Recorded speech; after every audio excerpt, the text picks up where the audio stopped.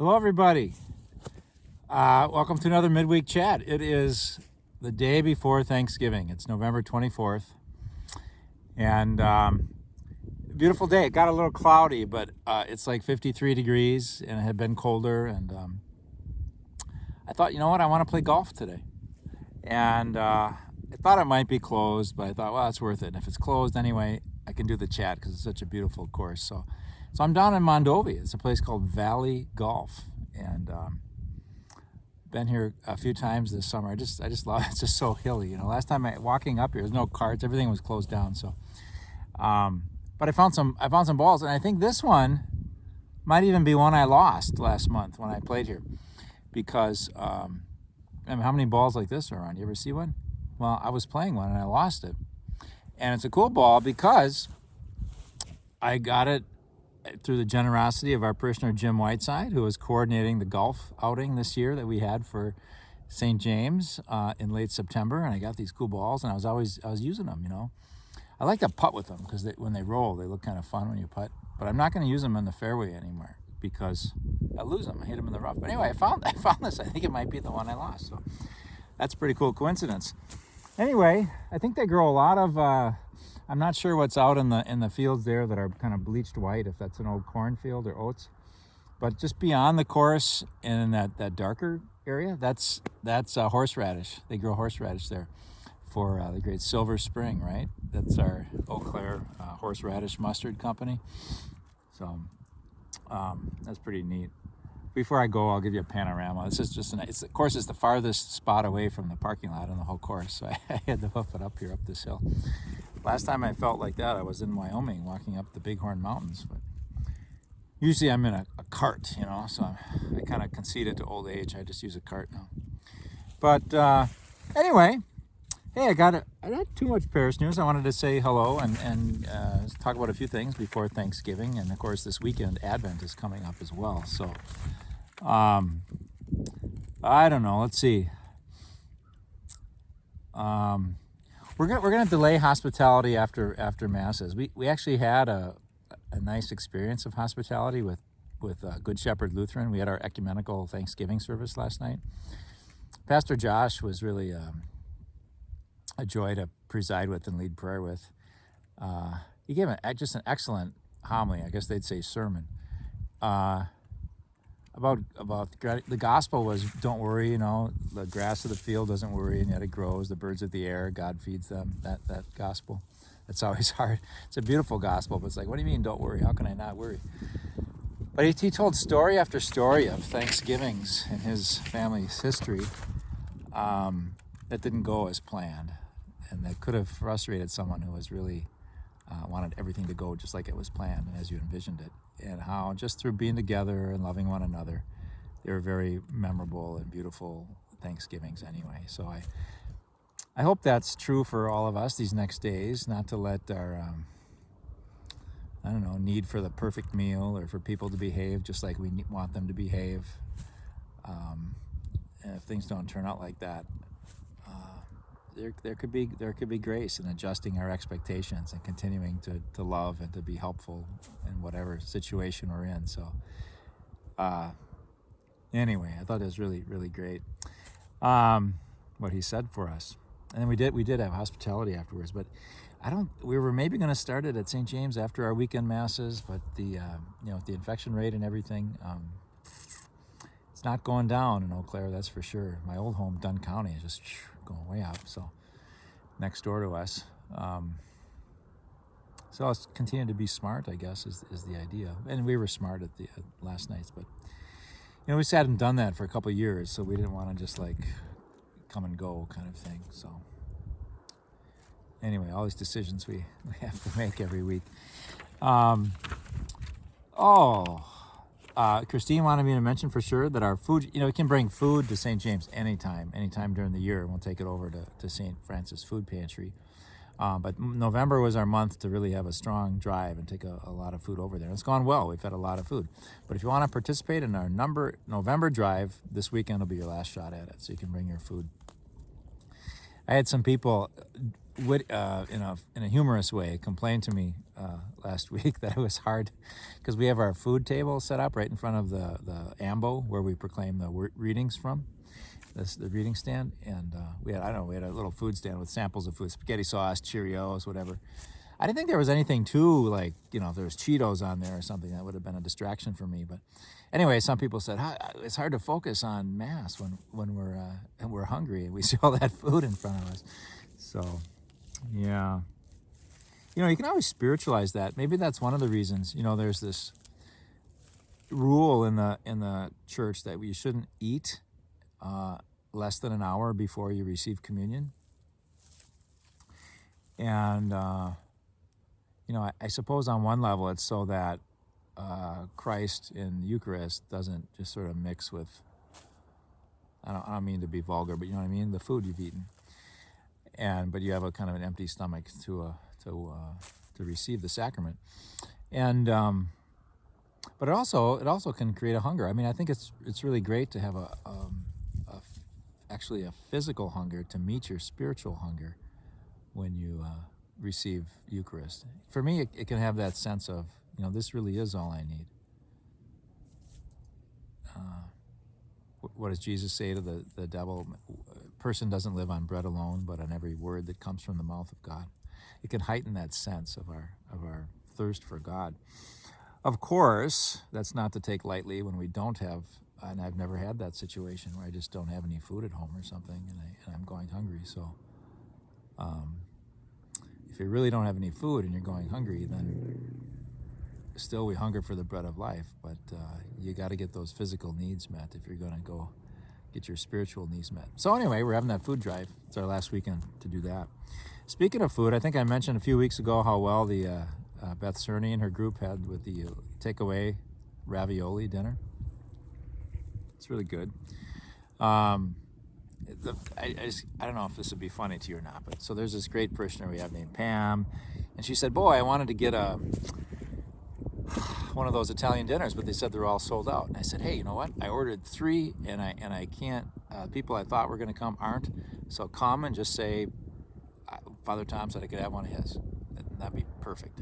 You'd be doing me a favor, and you'll enjoy it. She said, oh, okay. And then the next week came, and I called her just to make sure. And she goes, oh, I forgot all about it, but I don't think I can get there because I'm out. And I go, no, make an effort because it'll be really good. You'll enjoy it. And she said, okay, well, I'll swing by. So then in the meantime, they gave me 2 meals to take home. And someone, Kelly or somebody said, well, I'll give her one of mine.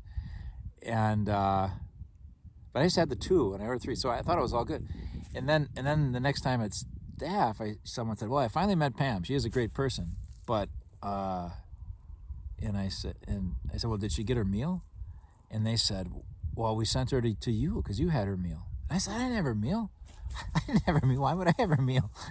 So it's like she went down and she paid, she gave a donation, and then there was no meal because she thought I had their meal.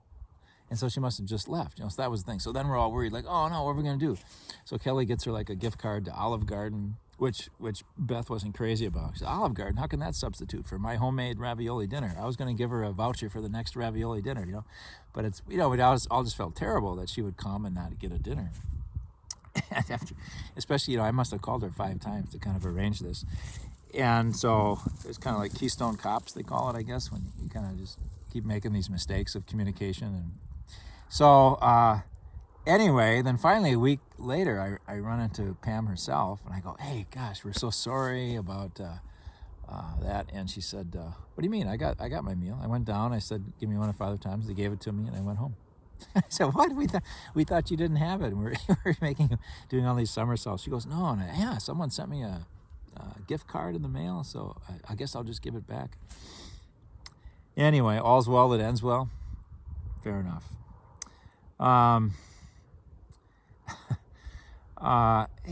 Speaking of good people trying to do good things, I got a friend in Wausau. He's my high school classmate named Tim. And Tim has been living with what we figure is ALS, kind of a degenerative disease, for, gosh, I think 6-7 years maybe. And, when he was diagnosed, they thought that's not possible. That was outside the realm of how long you could live with what he had. Anyway, he's kind of a everyday philosopher of life. He has a lot of witty and wise things that he says, little stories that he tells that are funny and bring a smile to my face on Facebook. And I just thought I'd share one. This is just, it's not really that much funnier or more profound than any other, because he always writes interesting things. But I thought I'm going to put this in the chat this week. Sometimes Tim watches the chat, so if you are, hey Tim. He goes, you know how I used to park in disabled parking spaces without a second thought? Then I became disabled. I went to the store once and had my placard on my rearview mirror, but apparently this old woman didn't see it. So she honks her horn at me and angrily shakes her placard at me. I shake mine back and then got out of my truck and told her that I would move. She could have the space. So I did. And then I got out and helped her into the store. She asked me why I did that. I just said, well, you're older than I am. She said, that may be true, but you're kinder than I am. He said, that made my day. A nice little story. I love that story, where kindness is recognized, and a little conversion, I think, probably happened in that woman's heart through a kindness and consideration of Tim. So anyway, thanks for sharing that story, Tim. Yeah. What? Maybe, well, a little bit on it. So we have Advent coming up in the parish and in the church worldwide.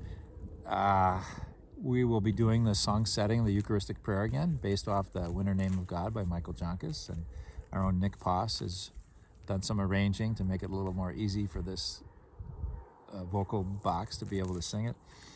And thanks to all the accompanists who try to do it. So it's a little harder. They have to time their playing with the prayer. And it's still the third Eucharistic prayer, and most people find it beautiful.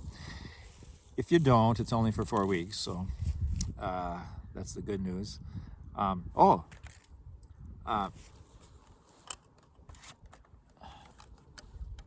See, it's my lantern. This is a great lantern. I think my brother gave me this for Christmas about 5 years ago, and I actually used it this summer. But so when we come into Mass for Advent, someone will be carrying not this lantern, but a kind of a nicer one like that, and with a real candle burning in it. And kind of our theme this year is to be on the watch. It's always a theme of Advent. But there's a beautiful song that Mary, our music director, came across. It goes something like, keep your lamps trimmed and burning, keep your lamps trimmed and burning, keep your lamps trimmed and burning, the Lord is coming soon. Something like that. I'm sure it's not exactly right. But and I think it'll be really nice how we begin and end Mass. So I'm looking forward to that. And if you're scheduled to serve, please come, because we need servers for the way we want to begin and end. Basically, we'll use a lantern to light we'll light the wreath from the lantern candle, and then relight it on the way out to that song. So there's some flags out front too. Jackie thought, let's get some color outside, some purple. There's some purple flags waving in the wind outside on the 11th Street entrance. I think our friend Wayne did the technical work, so that could be physically done. So thanks, Wayne. Yeah. Oh, and someone said, yeah, we want to come to Mass, but we found the sign up kind of difficult. And I forget who they told that to. Jackie, I think. Jackie said, we haven't had to sign up for Mass since like last April or something. Yeah, April. So if anyone still has that understanding that there's a reservation system, or that you have to sign up in order to come to Mass, we haven't done that for months. So you come, and we respectfully distance. Some of the pews are roped off. Some people want that distance for sure. Other people, it's not as important to. We ask at your Mass. It's not mandated. So I think it's been going pretty well. We do see some folks returning, which is great. that haven't been around in a while. It's just so good to see you again. I know others aren't quite ready for that yet. And like I said, there's no doubt that the virus is still very much around in our county. So we continue to offer Mass online. So more on Advent. I think maybe that's it. This maybe last thing just on Thanksgiving. I mentioned Pastor Josh. PCCW were our dessert providers. They did such a great job with that. A lot of beautiful centerpieces, and some of the bars were just incredible. It was like a shortbread thing with berries on it on top. It was really good. And then there was a pumpkin hazelnut bar or something. It was good. So anyway, there's a great quote by Meister Eckhart. He was like a mystic. They called him one of the Rhineland mystics. I believe he lived in the 14th century, 1300s in Germany, what's now Germany. And he said, if the only prayer you say in your whole life is thank you, that would suffice.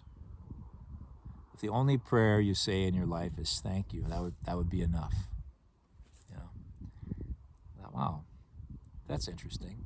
You spend your whole life wanting to pray well, and it's not obviously like a way to take a shortcut so you don't have to go to church or try to develop a deeper prayer life.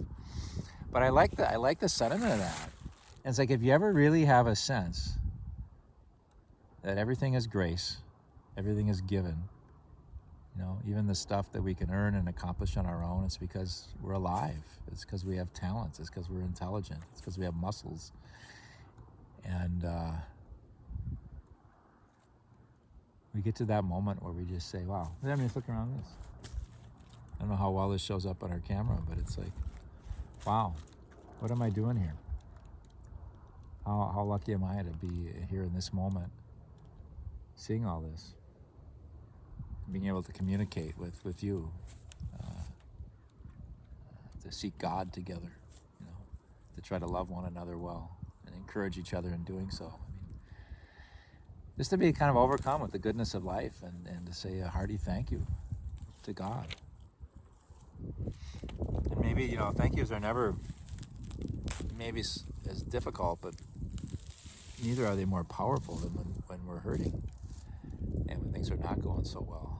To continue to have a grateful heart.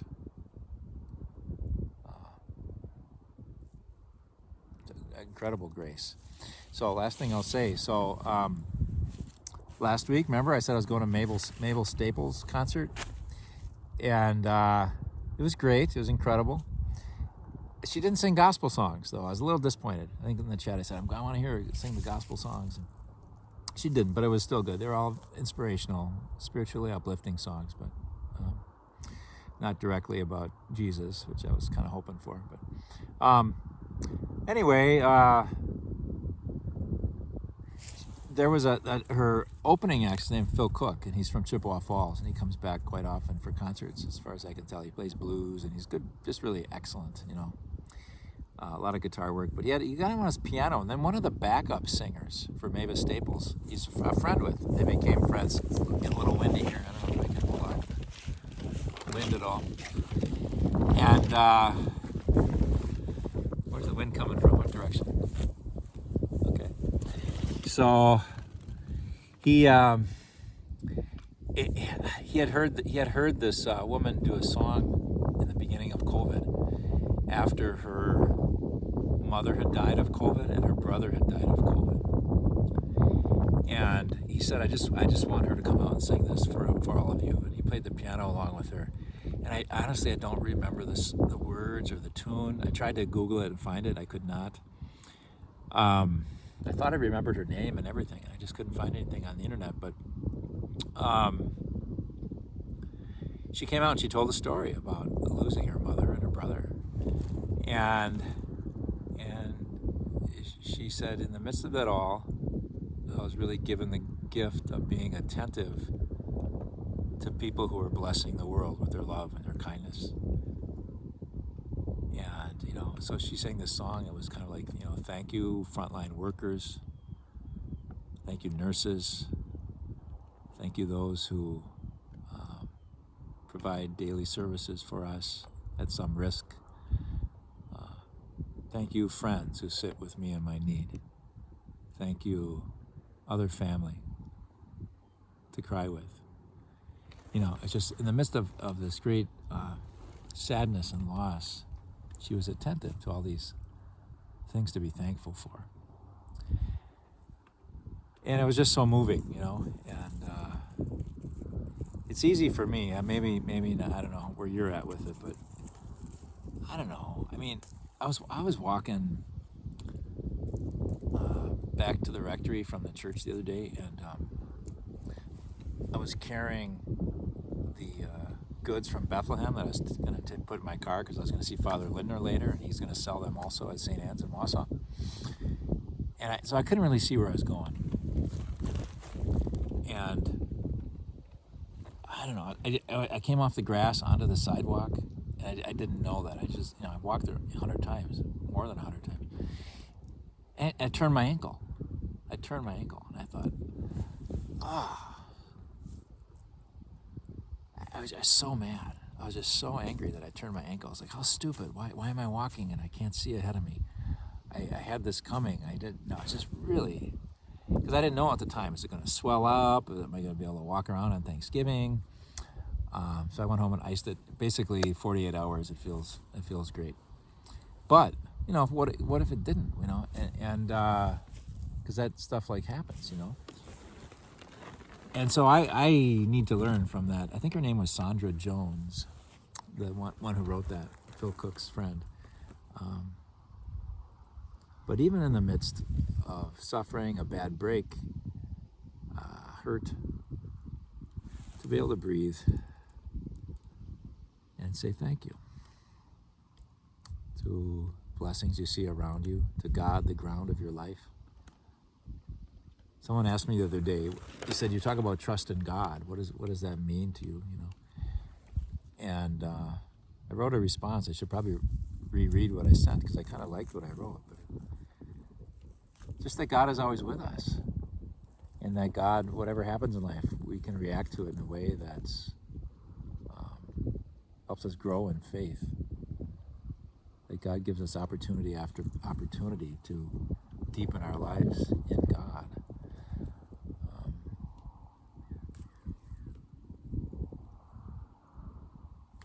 That when really hard things happen, I don't see that, I guess, as coming part of me of trusting in God, is I'm not saying God doing this is a punishment, but that God will help me through.